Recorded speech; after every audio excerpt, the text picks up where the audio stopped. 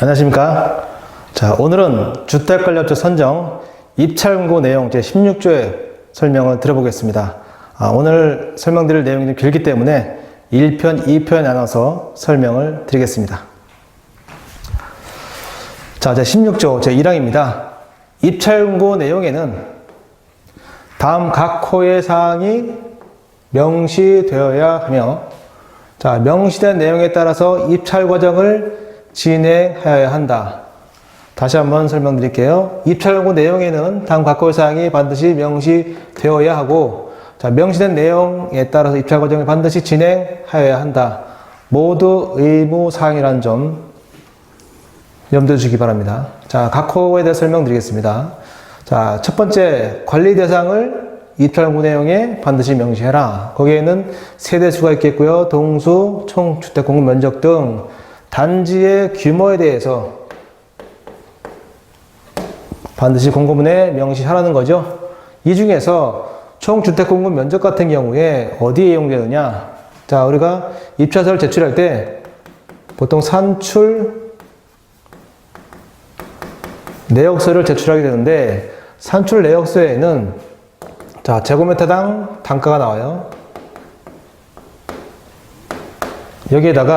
여기에 있는 총 주택공급 면적 또는 어떠한 관리 면적, 이 면적을 곱해서 월간 금액이 나오고, 거기에 월 위탁관리 수수료 또 계약 금액에 따른 수수료가 나오는데, 이럴 때 이 공급 면적이 여기에 들어가는 정보가 되겠습니다.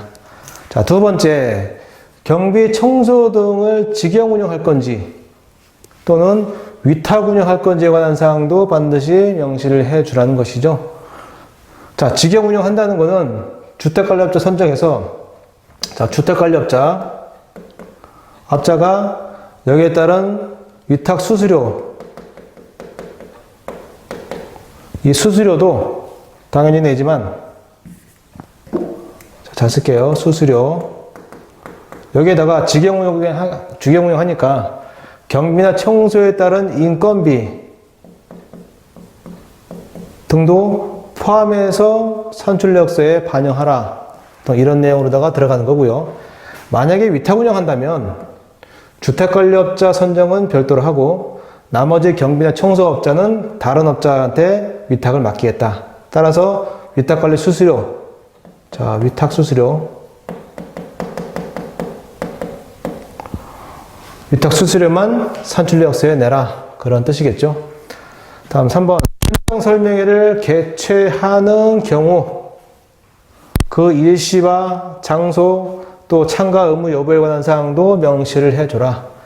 개최하는 경우죠. 만약에 개최하지 않으면 필요가 없겠죠. 자, 개최를 만약에 한다면 현장 설명에 참가하는 자만 입찰에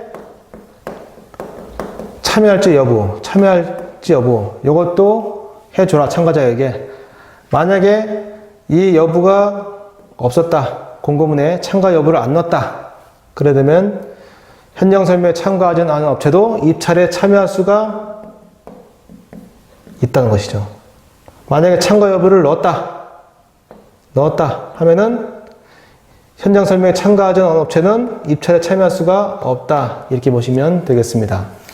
제4호, 입찰의 종류 및 낙찰의 방법도 당연히 넣어줘라 이거죠. 자, 입찰의 종류가 뭐가 있습니까? 자, 일반 경쟁인지, 또 지명 경쟁인지, 또 제한 경쟁인지, 네, 세 가지 중에 어느 하나를 넣어주면 되겠고요. 자, 낙찰의 방법도 넣어줘라. 낙찰의 방법 뭐가 있죠? 자, 적격 심사제일 경우, 또 최저 낙찰제. 자, 세 번째 최고낙찰제, 이 세 가지가 있습니다.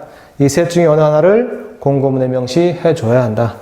특히 주의해야 할 점이 있다면, 이 중에 낙찰의 방법 중에 적격 심사제로 만약에 낙찰의 방법을 선택했다면 세부 배점 간격이 제시된 평가 배점표도 반드시 포함을 해 줘라. 반드시 포함해 줘라. 이유는 뭐가 있을까요? 왜 그럴까요? 자, 입찰에 참여한 자도, 입찰자죠. 평가 배점표를 보고 예상 점수를 판단을 해봅니다. 그래서 발주처가 대표이겠죠. 이 평가 배점표에 따라서 점수를 냅니다. 자, 입찰자가 입찰에 참여하기 전에 배점 간격이 있는, 적격심사에 따라 배점 간격이 있는 이 평가 배점표에 따라서 점수를 내보니까 예를 들어서 96점이 나왔다. 근데 발주처에서 90점을 줬다. 그럼 먼저 갭이 생기죠? 마이너스 6점은 어떻게 된 거냐?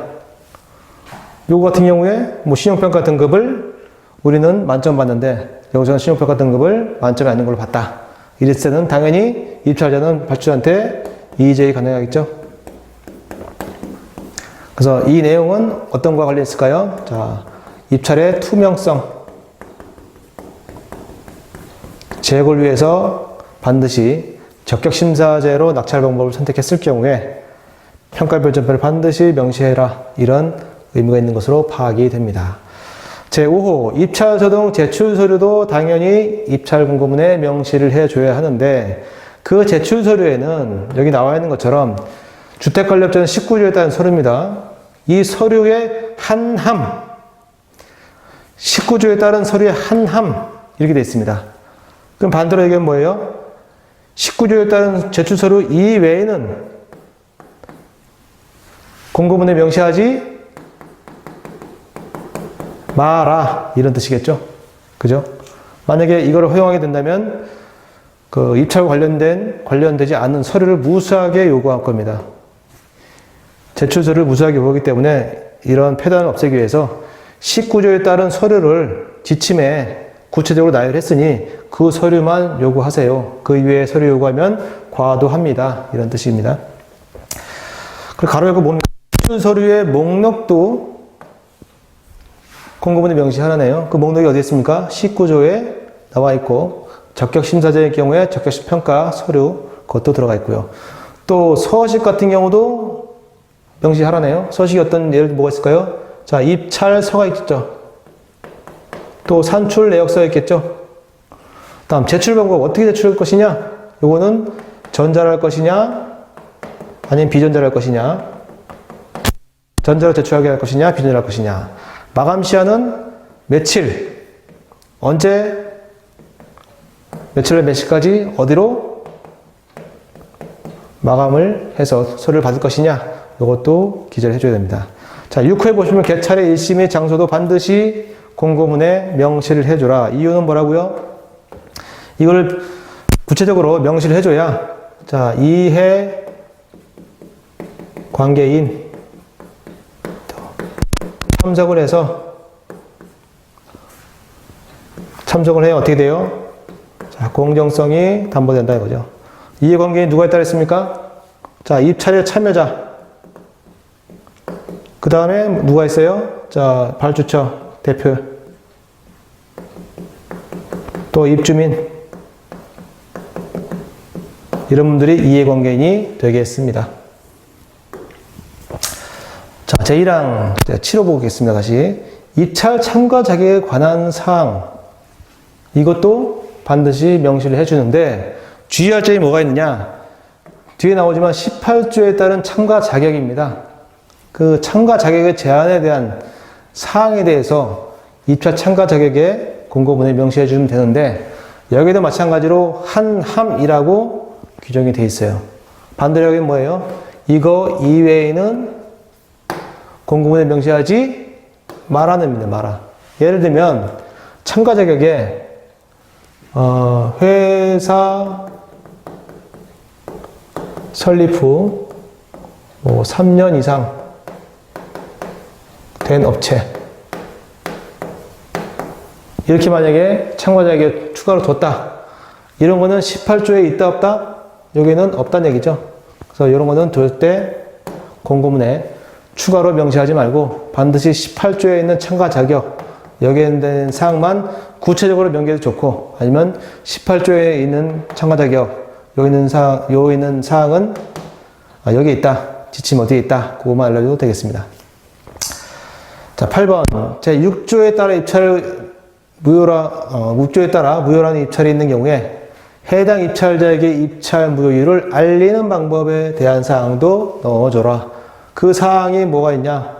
자, 입찰 무효자한테 문자로 입찰 무효가 있다는 걸 알릴 건지, 아니면 전화로 해서 알릴 건지, 아니면 팩스를 통해서 입찰 무효사를 알릴 건지, 이런 내용들도 반드시 공고문에 명시를 해줘야 한다는 것이죠.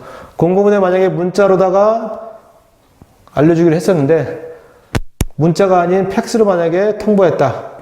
그러면 이건 안 된다 그랬죠? 왜? 입찰 명시된 내용에 따라서 과정을 진행해야 되기 때문에 입찰 공고문에 문자로다가 입찰 무효자한테 입찰 무효사를 알리게 됐다면 반드시 문자로다가 통보를 해주고 근거를 남겨두면 좋겠습니다.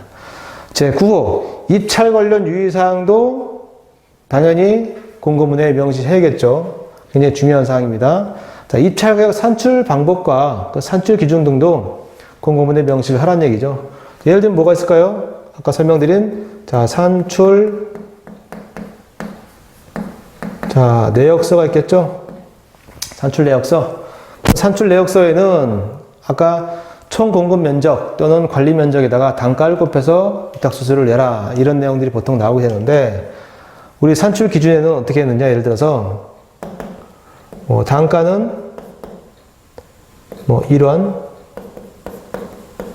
미만 또는 무표시,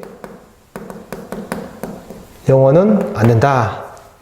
이렇게 입찰 유의사항에 또 기준에 넣었고, 또 관리 면적은 1, 2, 3, 4, 5, 6.12 제곱미터 이다.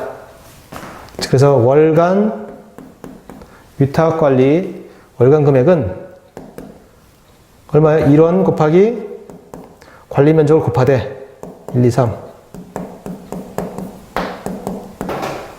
곱하되 이 월간 금액에서 소수점은 이하는 절사해라. 만약에 이렇게 산출 내역서, 산출 기준에 근거가 되어 있다면 여기 나오는 금액이 1, 2, 3, 4, 5, 6.12가 되겠지만 소수점 이하 절사라고 규정이 되어 있기 때문에 여기에는 1, 2, 3, 4, 5, 6원이 돼야 된다는 얘기죠. 그래서 이렇게 산출 기준을 줬는데 이거를 잘못 보고 또 무시하고 뒤에 1.2까지 만약에 넣어서 계산했다면 이거는 입찰 무효가 되겠다. 그래서 입찰 관련 유의사항에 대해서 공고문에 반드시 명시를 해주라는 것이죠. 제10호, 계약 체결에 관한 사항도 반드시 넣어줘라. 거기에는 계약 기간 등이 있다. 자, 이 계약 기간은 어떻게 정하면 될까요? 발주해서 정할 수 있는데 보통 관리 규약에 명시되어 있어요. 관리 규약에 있는 내용대로 공고문에 계약 기간을 적어주시면 되겠습니다. 다음 제11호, 31조에 따른 입찰 보증금 및 그 귀속에 관한 사항도 공고문에 명시를 해줘라. 입찰 보증금은 왜 넣을까요? 자, 입찰 참여에 대해 참여자가 계약을 포기한다는 게 귀책 사유가 낙찰자한테 있어야 됩니다. 발주처에 있으면 안 돼요. 낙찰자의 귀책 사유로 계약을 포기하는 경우, 이런 경우에 입찰 보증금을 누구한테 귀속시켜요? 자, 입주 대표의 발주처에 귀속을 하겠다. 이런 내용을 같이 넣어줘야 나중에 법적 문제가 생겼을 때 유리하게 될 것입니다. 다음, 그 밖에 입찰에 필요한 사항도 넣을 수가 있는데, 가로 열고 제1호부터 11호, 1호부터 11호까지의 사항, 외에 계약 체결과 관련하여 설명이 필요한 사항도 추가로 공고문에 명시할 수가 있겠지요. 예를 들면 뭐가 있을까요? 자, 계약 시 계약 보증금을 얼마요? 자, 주택관리업자는 100분의 10이죠. 100분의 10, 계약 보증금 100분의 10에 대한 또는 계약 보증 증권을 제출하시오. 이런 내용도 공고문에 넣을 수가 있다는 얘기죠. 또는 기타 사항도 넣을 수 있습니다. 기타 사항은 보통 뭐가 있을까요? 보통 문의사항이죠, 문의사항. 본 공고문에 나와 있는 내용이 혹시 문의사항이 있다면은 관리사무소 어디로 문의해 주세요. 답변 드리겠습니다. 이런 내용들을 보통 넣게 됩니다. 자, 제 16조는 공고 내용이 길어가지고, 자, 1편, 2편 별도로, 하겠습니다. 감사합니다.